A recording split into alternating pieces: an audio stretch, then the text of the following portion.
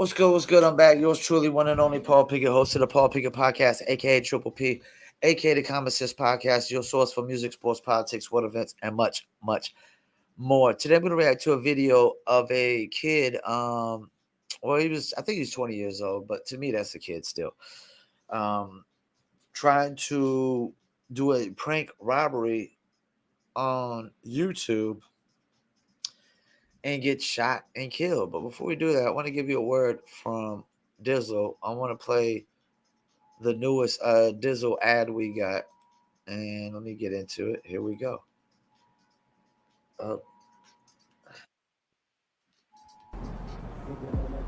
Tornado warnings and thunderstorm warnings.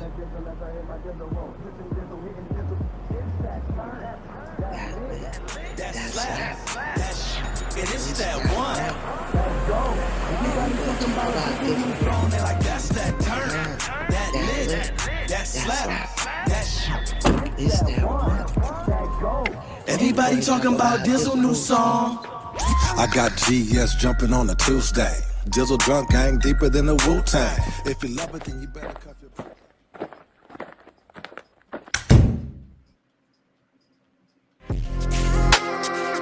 Dizzle, ready to see that. Ready to sizzle, Dizzle, ready to sizzle. Dizzle, wanting to sit, ready to sizzle. Dripping my lip, using my Dizzle, ready to sizzle, ready to Dizzle,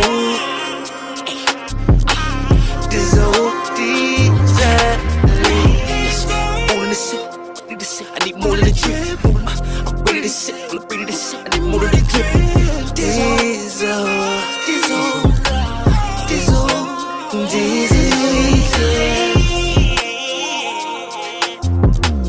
Dizzle.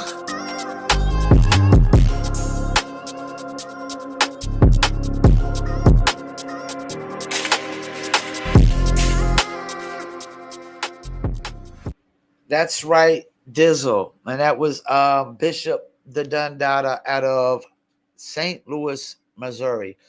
Please go to the website as you see, dizzlebrand.com. If you'd like to order your very own bottle or bottles of Dizzle Premium Luxury Liqueur. Dizzle is a mixture of agave tequila, cognac, and orange liquor mango mix. Just throw your Dizzle on ice and it's nice. If you want to order your very own bottle or bottles, go to our locations on dizzlebrand.com. Click on one of the top 3 website links. I recommend Emilio's Beverage. Must be 21 and over. Shipping and handling is included. Below that's locations in California, Oklahoma, Kansas, and Arkansas, #1 state. Selling state for Dizzle. And the hats, t-shirts, hoodies, and more. Go to dizzlebrand.com. Click on merchandise store or go to etsy.com. That's ETSY.com. Search for Dizzle Brand. Or go to etsy.com/shop/Dizzle Brand. That's etsy.com/shop/Dizzle Brand. All right, let's get into it. Kid tries to do a prank robbery on YouTube, and it doesn't go well.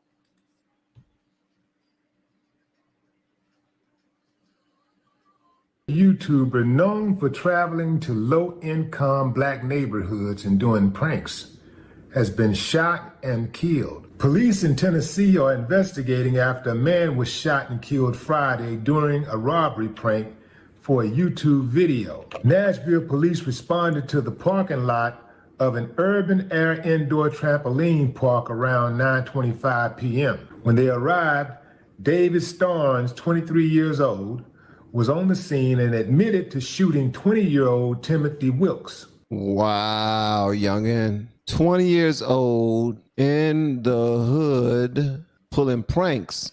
Robbery pranks, bro? And you know what? Before he goes any further, man,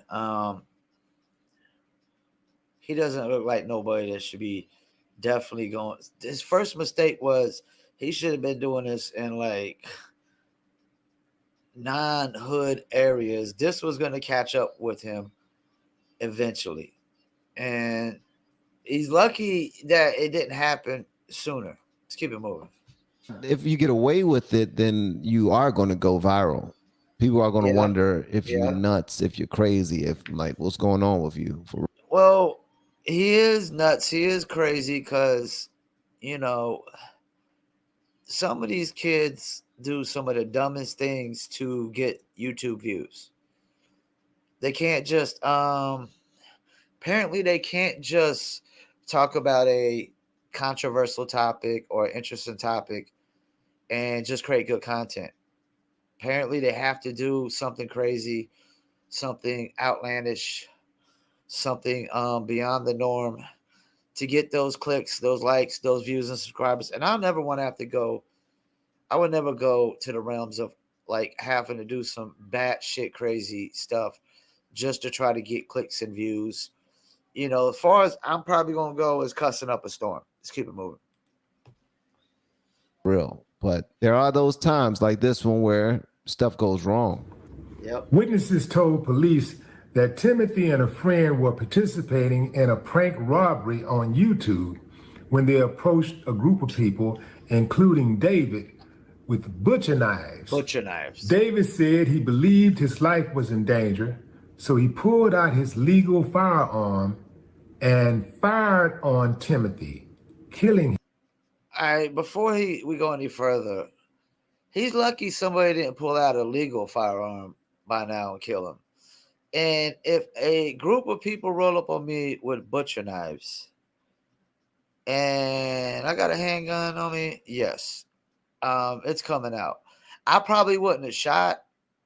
I probably would have been like, all right, motherfucker, take a step further and you Swiss cheese. But, you know, even then, man, that's the thing. Like, how are you supposed to automatically know that it's a prank? Are you supposed to be a psychic? You're supposed to be a mind reader? Because I can tell you right now, nobody's a psychic and nobody's a mind reader. Nobody can read somebody's mind. That's horseshit. So you don't know somebody's intentions. They got a butcher knife. They just rolled up on you out of the blue. You don't know them from a can of paint. Yeah. Let's keep it moving. As he should. Anybody who is approached by anyone with a butcher's knife and you're in a carry state and you have a gun, shoot them. Period. That's what the police would do. I seen this one guy, he was on top of a lady in Baltimore. We did a video about it. This one dude was on. Now, before he goes any further, I would have gave him ultimatum. Like, I would have pulled out the gun, let him know, don't take a step further. They would have took a step further with the butcher knife, then yeah. That's it. Light him up. I mean, that's why, first of all, they're saying you don't bring a knife to a gunfight. And that's why you should probably always bring a gun because nobody really fist fights no more. And it's like, you don't bring a knife to a knife fight. Well, you're just going to voluntarily just, yeah, let's just knife it out. Somebody's about to die if you knife it out. I could tell you that much.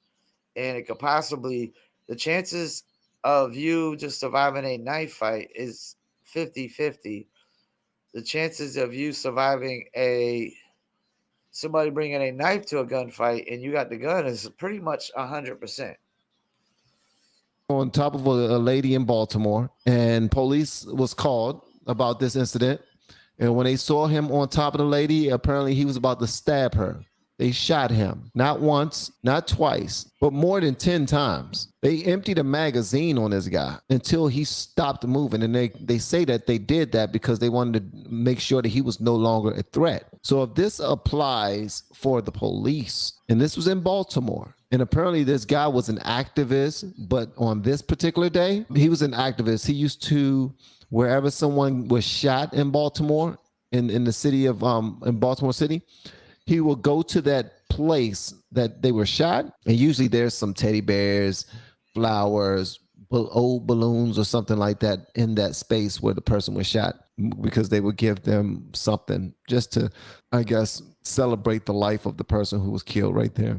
And I hate to cut him off again. His story, before his story, we get far from his story that he told with the cops shooting somebody that was about to stab somebody. and let the clip. It makes me think of the incident where the girl was going to stab the other girl to death, and the cop shot the girl, and LeBron James thought that the girl should have been tased. Like, you know, anybody like LeBron James might know a lot about basketball, but he doesn't know a lot about common sense. He doesn't know a lot about street shit. He doesn't know a lot about just common knowledge shit. Like when somebody is going to stab somebody with a knife, I could tell you right now, they're not going to stab you just once. They're going to stab you multiple times. 9 times out of 10, they're going to stab you multiple times. So this idea that somebody's supposed to just let somebody stab them multiple times, or a cop's supposed to watch somebody stab somebody multiple times and then shoot them, or just tase them. Like, why they're still like, you could still, that's the thing. You could go to stab somebody, the cop could tase you, and you could still stab that person and stab them again. You could still get in 2 stabs while you're being tased. It can happen, but if you shoot them, damn, I mean, they're pretty much going down. So, yeah, like, that's why there's a saying, you don't bring a knife to a gunfight, and you don't bring a knife to a knife fight either.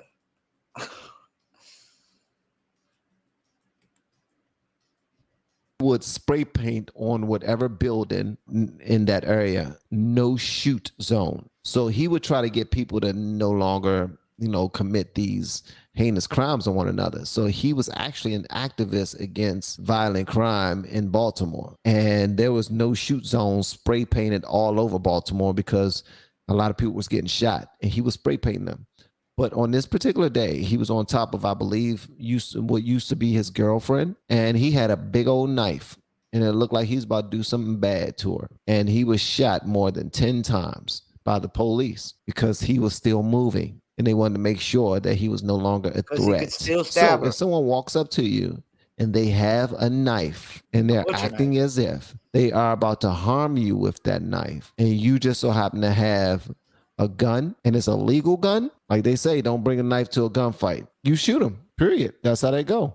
To defend himself and his associates. Police say no one has been arrested. The investigation is ongoing. Y'all think they're going to take the black man down on this one, or is he going to walk? I don't know. Maybe I'm using the wrong word, walk, because like when you walk, it's almost like you're guilty, but you beat the case. Yeah.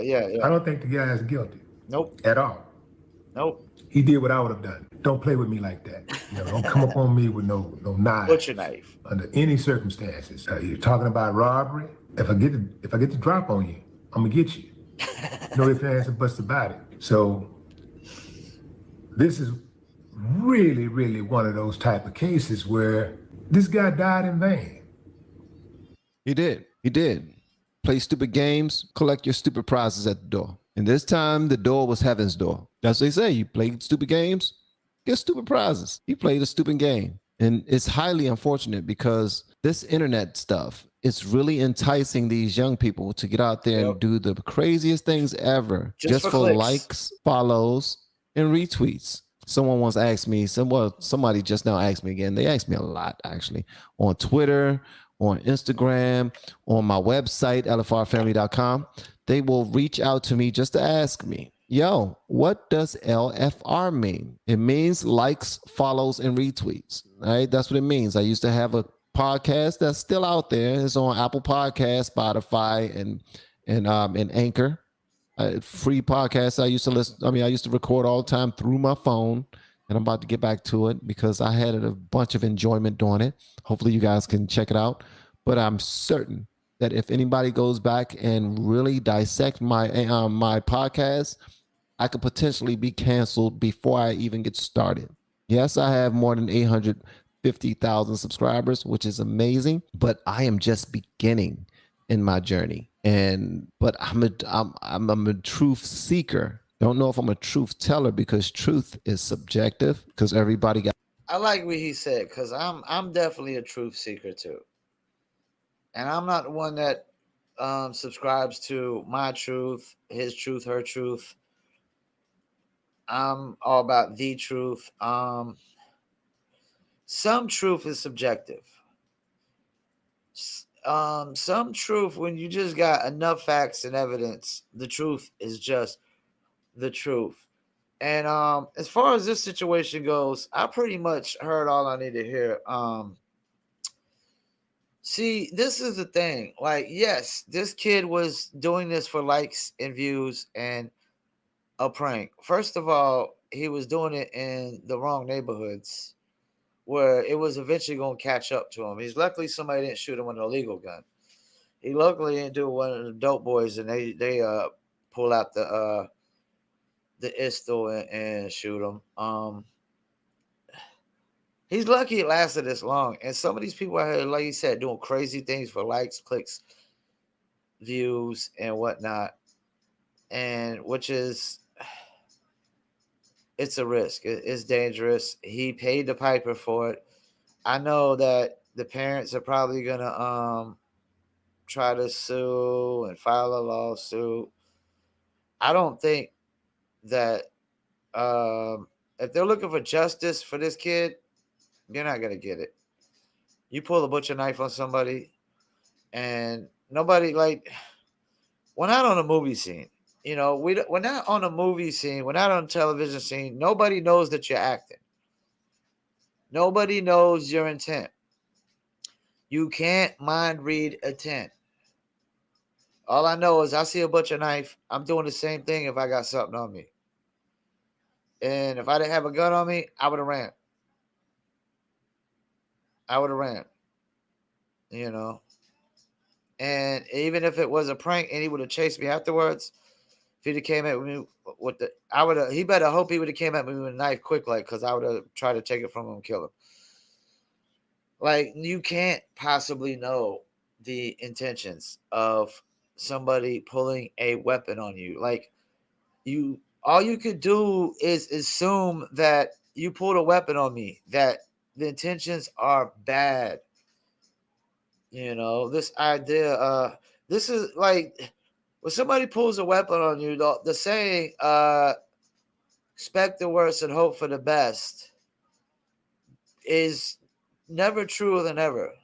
And this kid, he played with fire, man. He got burnt. I don't feel no like sadness for this kid whatsoever, man. I feel no sadness for this kid whatsoever. Like, he played with fire.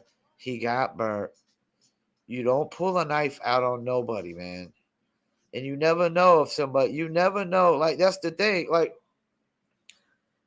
you don't bring a knife to a gunfight, and you don't bring a knife to a knife fight either.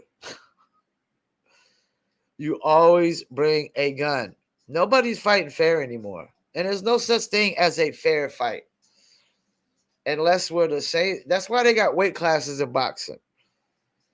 Lightweights, featherweights, middleweights, heavyweights. There's no such thing. You know, like, I'm 5'4", $150, maybe $155. Me fighting somebody 6'2" something.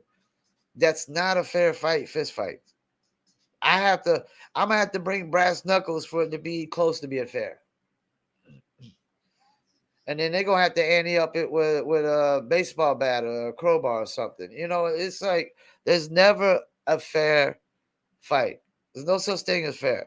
Like, I hate when I hear this thing like in war talking about rules of engagement. That's some dumbass shit that we try to follow by for PR purposes. Just for PR purposes. But yeah, man. You don't bring a knife to a gunfight, you don't bring a knife to a knife fight either. You always bring a gun. So yeah, man, play with fire, you get burnt. There's no justice to be sought out here, no revenge to be sought out here. This kid, like, you know, he was walking on a live wire, man. He was walking on a live wire and he fell off. You don't pull a butcher knife on somebody. And the fact that he was doing it in predominantly black neighborhoods, hood neighborhoods, where I'm shocked. I'm so shocked it lasted this long. It lasted this long. I'll just stick to just cussing up a storm on camera for clicks, likes, and views. I'm not going to pull out a knife on somebody. Like I have to be at the point of it's like Armageddon times, and there's a famine going, like a lack of food across America, and everybody got to pull knives on people to eat. But even then, first I would go with pulling a knife on an animal, but I would never I'm not like when we played pranks as a kid, like we did things like tie your shoes together while you were sleeping, and that pissed off people. That pissed off people to the point that they wanted to fight. Just I remember we tied this dude Terrell's shoes together while he used to come over and play video games with us all the time. He was a manager at McDonald's, friend of ours, and tied his shoes together. He was mad at us for a week. So, yeah, you pull a knife on somebody as a prank. What do you expect to happen? If I could tie somebody's shoes together while they're sleeping and they could get mad for a week wanting to fight, damn near, you pull a butcher's knife, not even just a regular knife, you pull a butcher's knife on somebody, man. Like, butcher's knives are big as hell, man. So, yeah, that was, excuse my French, that was a stupid ass cracker. So, once again, I want to thank y'all for tuning in. Paul Pickett Podcast. And before I go, Willie D, I like how Willie D explained. I need to start watching more of his content, reacting to more of his content. I like Willie D, OG from hip hop, Ghetto Boys. Definitely found a niche, found a new passion, and that's the thing, man. Hip hop has always been a temporary solution and a temporary avenue and moneymaker for most musicians in hip hop. It's always been it's supposed to be a gateway to open up other gateways. It's never hip hop rapping is never supposed to be looked at as longevity, not across the board, because sounds get old after a while, the sounds change after a while. If you don't reinvent yourself, you typically fall off.